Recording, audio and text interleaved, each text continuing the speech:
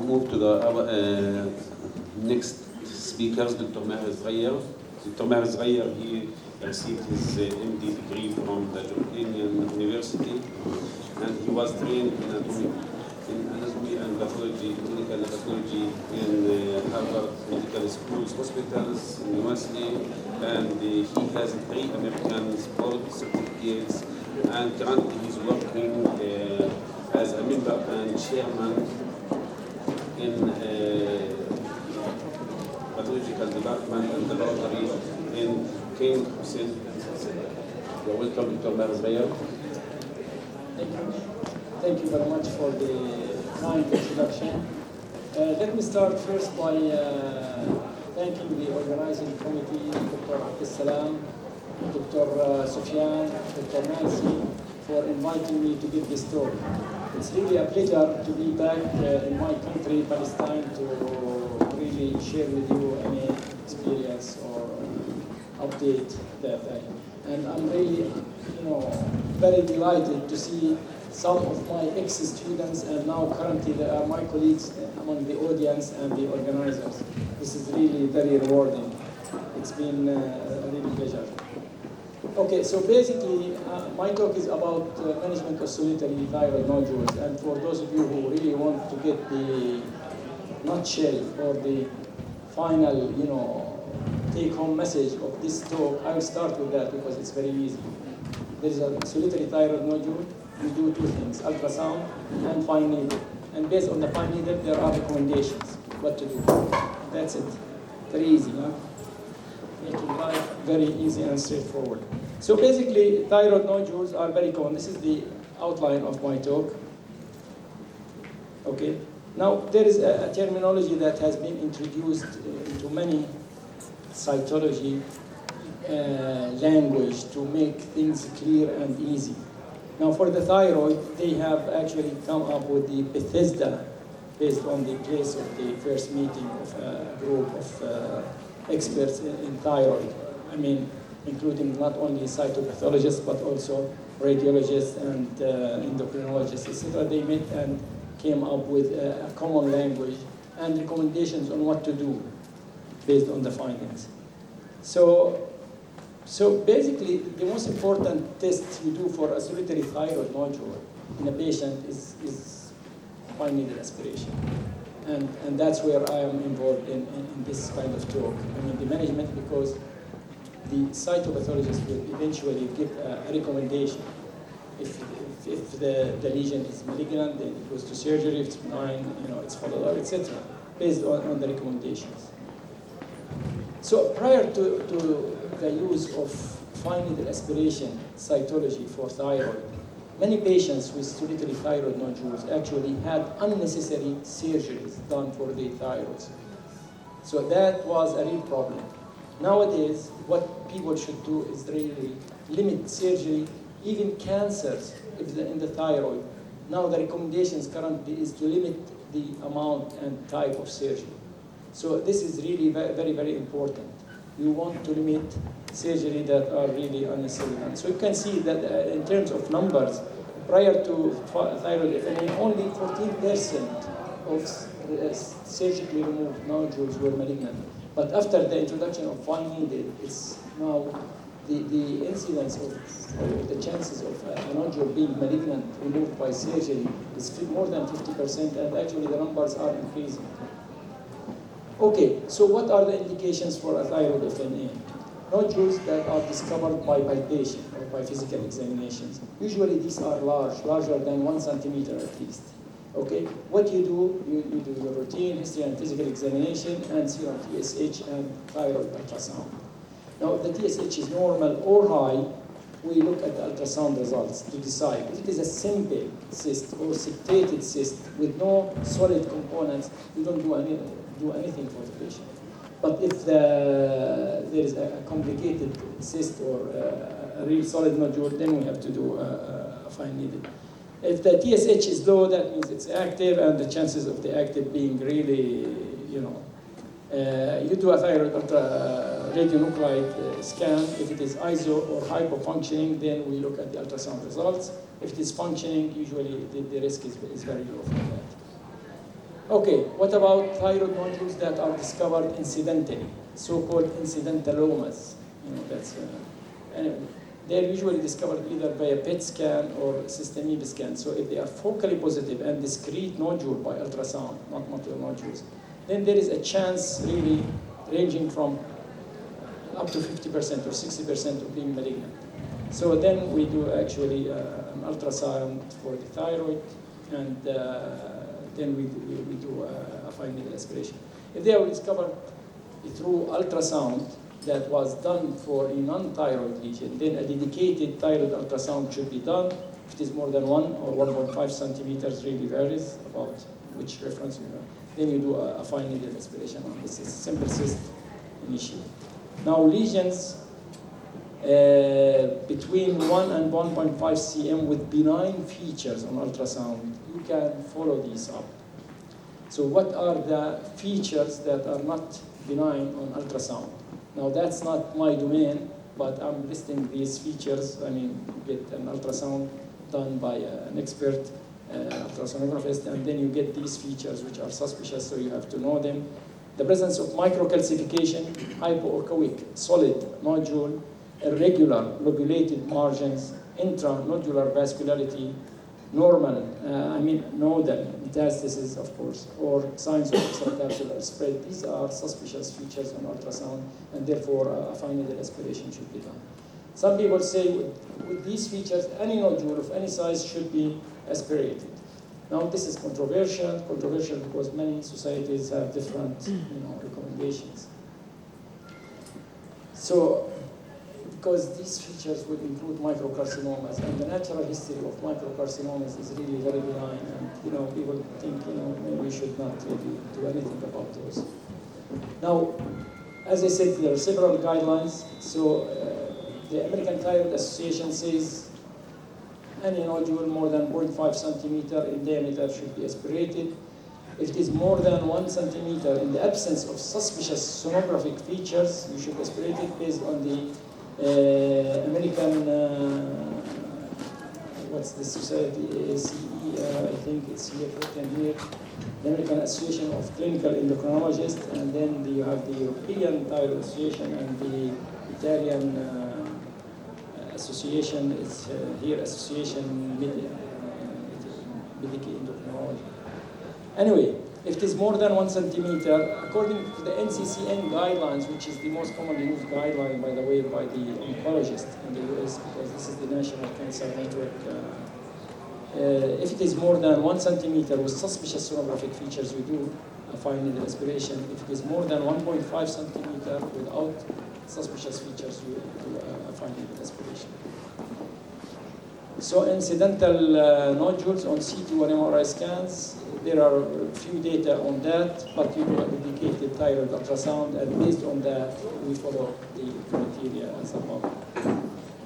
Okay, so how do you do the fine needle aspiration? Do you do it, just by palpation or guided by ultrasound? Now, in the past, we used to do it, if it is large, we used to do it, the pathologists ourselves, and also the endocrinologist would do it, the surgeon would do the fine needle aspiration. It is large and seen and easily palpable.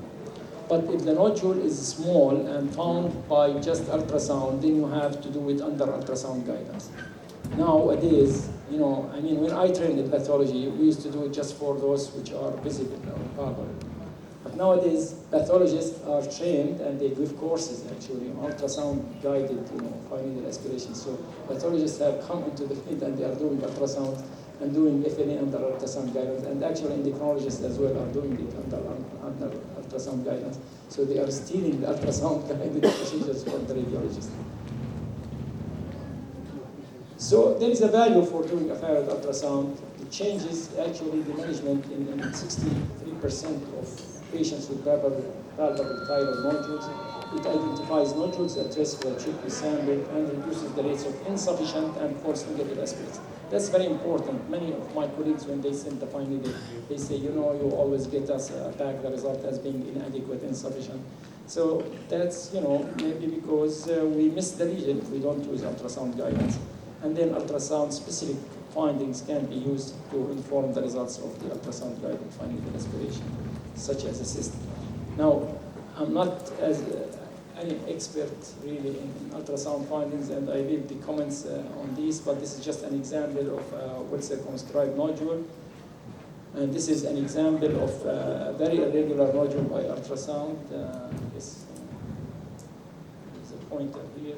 So here is microcalcifications. This is papillary thyroid carcinoma by ultrasound, and then the fine needle aspiration, and then the histology. So, a nodule more than 1 centimeter in size, palpation-guided FNA can be considered after ultrasound confirmation, but any nodule that is smaller, you have to use really ultrasound guidance. Ultrasound-guided FNA is acceptable and is preferred for nodules that are not palpable or more than 25% cystic of their size, or have been biopsied before and yielded a non-diagnostic result. That's what we will use. So the minimum data that should be supplied to the pathologist in order to really make a diagnosis, good diagnosis, this is what you need to supply us. It's a long list, but none of which is usually provided. So it's just a thyroid nodule. Okay, so optional data that can be also given: the result of TSH, the prior fine needle aspiration, results of ultrasound examination, and results of nuclear medicine if it was done. So as we said, we need a unified terminology that people know when you say it's category, for example, 1 in Bethesda classification. People immediately would know what does that mean. Category 6, okay, etc. Each category has its risk of malignancy and management. It's a pathway, it's a guideline. Anyway, it's very clear. So the risk of malignancy is in there, and this is called the Bethesda system for reporting thyroid cytopathology.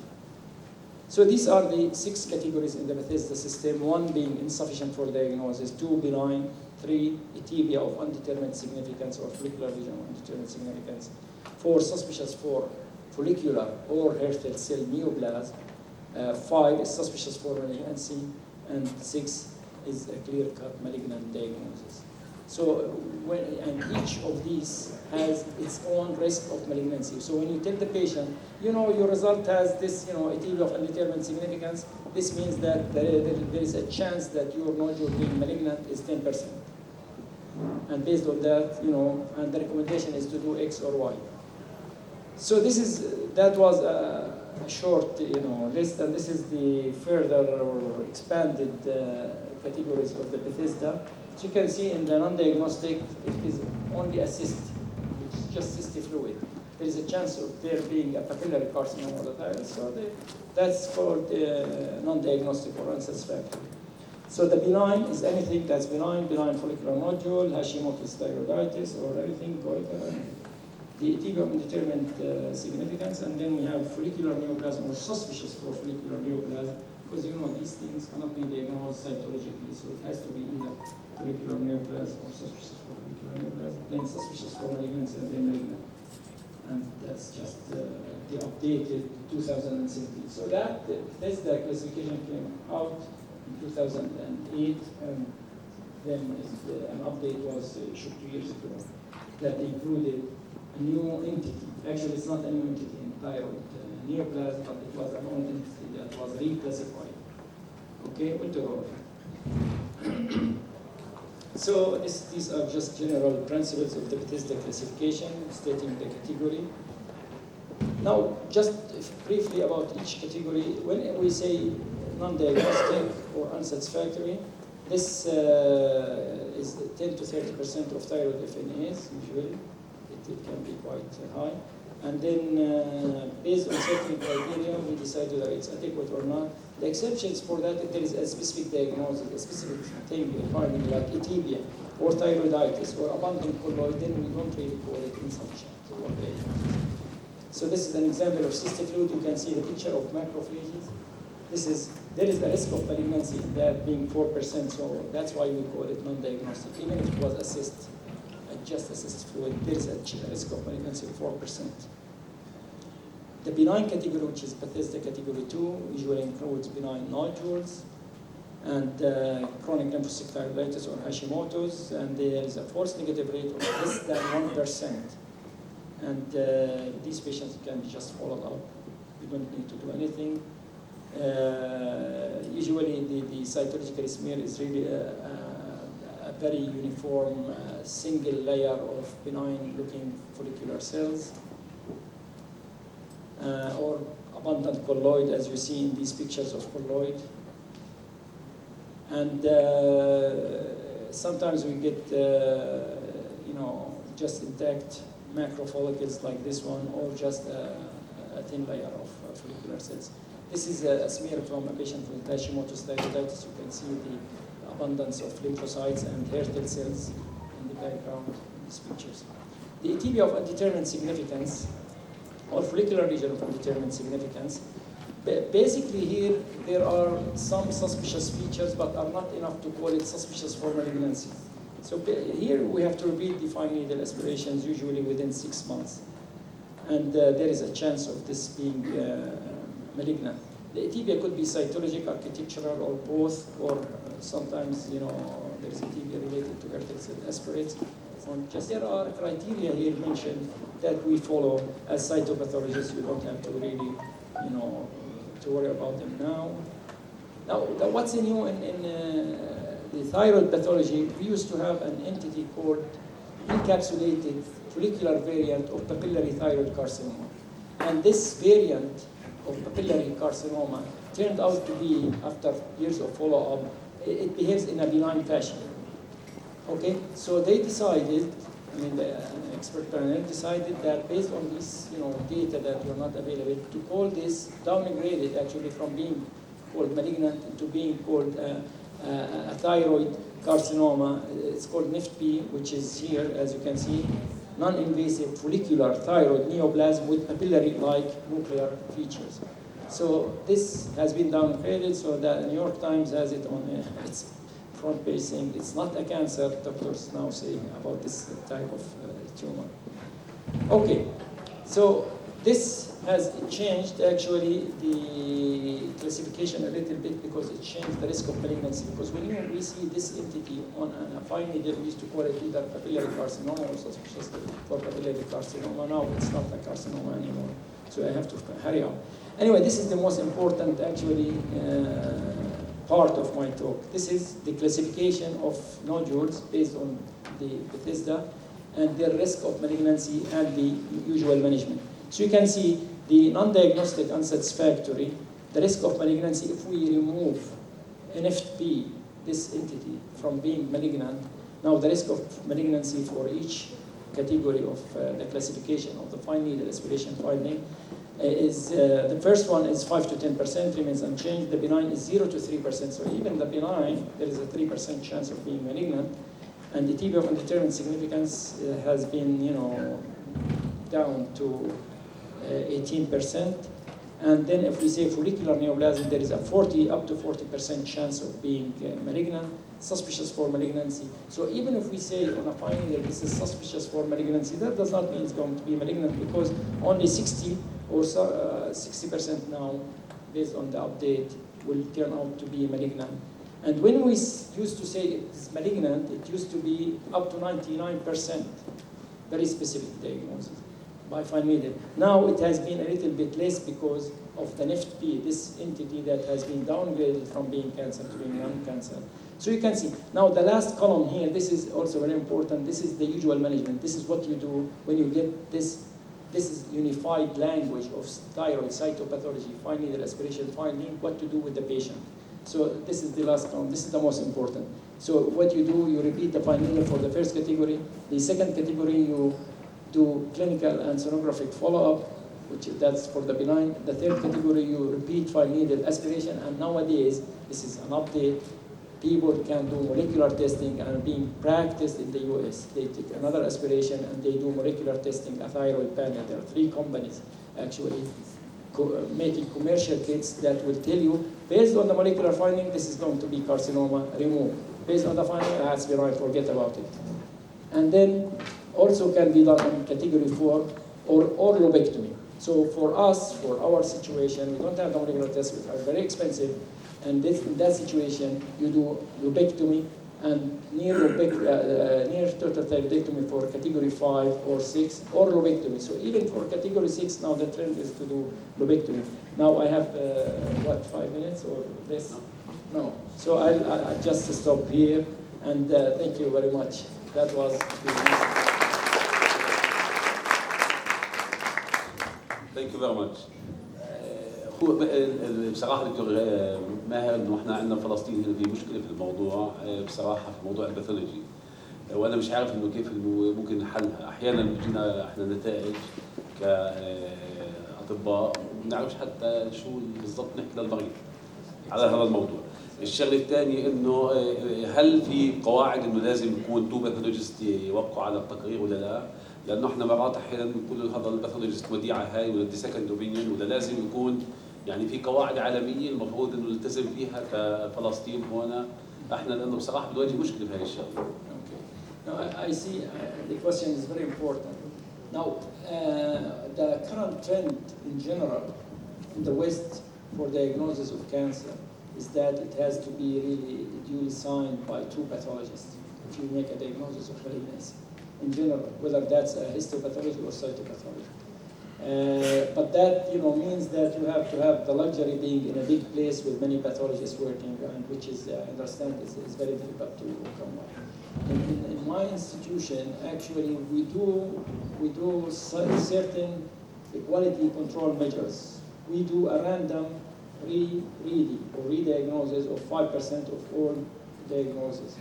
And we have fellows, who are actually board-certified pathologists, sharing the diagnosis with the attending or the consultant. So you can say that two pathologists are usually looking at the cases, although the last word will be for the attending. And then we have a daily meeting for all pathologists or staff pathologists that review not necessarily just the malignant cases. I mean, I work in a cancer center, but most are malignant. But we do that for very difficult or interesting or cases that have problems. You have to do that. And then pathologists are the people who are very, very commonly seek their colleagues' opinion. So if you have enough colleagues in the department, they usually share, and you have some specialists who do certain kind of fields in pathology, some specialists in pathology. That will help in avoiding problems. Any questions? في موضوع الالتراساوند انا بحب الفت نظر الزملاء انه في صار كلاسيفيكيشن للالتراساوند اللي هو تايراتس 1 2 3 4 5 زي ما في البريست ايميجينج داتا سيستم. بتمنى انه الزملاء ياخذوا علم بهذا الموضوع وحتى يصير الكوميونيكيشن احسن بين الراديولوجيست والكلينيشن اللي هو الامريكان كوليدج اوف راديولوجي عملوا التايرات سيستم. بعتقد هذا يعني بعطي كرايتيريا للثايرويد ماسز. Thank you. That's excellent. Yeah. Because they're not following the system. Radiologists, yeah. Thank you very much. Dr. Sadr is one of the well-known radiologists in Palestine. So yeah, this is very important. Yeah, very, very important point. Thank you for that. Thank you, Dr. Maher. How much it takes in practice between taking the sample and giving a report to the physician? Because in the beginning, when we started doing FNA in the outpatient, the answer was ready and available less than 20 minutes. Yes. We fix it in the outpatient, send it, read, and it comes. Now it takes 3 days. Okay, this is logistically question. I understand this is very important. This really depends on the type of practice. So if you have a dedicated cytopathologist sitting in an FNA clinic that's dedicated, he's sitting there all day waiting for the patients to come, and then you do it, and then he renders a preliminary, I probably should call it preliminary interpretation, so the patient can be triaged during a single visit. That would be very optimal. That's excellent. Yeah, it's being practiced in certain. But today, it's, I mean, if you're in a big department and there are very few pathologists, then you have to really, it takes 2 to 3 days because there's other components to this. You can do a cell block sometimes. That takes more than 1 day to be ready. And then sometimes you can do special stains. I'm not talking about specifically thyroid, but other fine needle aspirations. But the practice has been something called ROSE, Rapid On-Site Evaluation, in order to make sure that it's adequate or not. At least we give adequacy for that. So if it's adequate, we tell the operator or the person who took the fine needle, that's fine, you've got enough material. If it's not, in order to not to call it inadequate, and the patient comes for a second visit in later, so on the spot you tell them it's really not adequate, take another pass. Thank you, Dr. Maher. Thank you.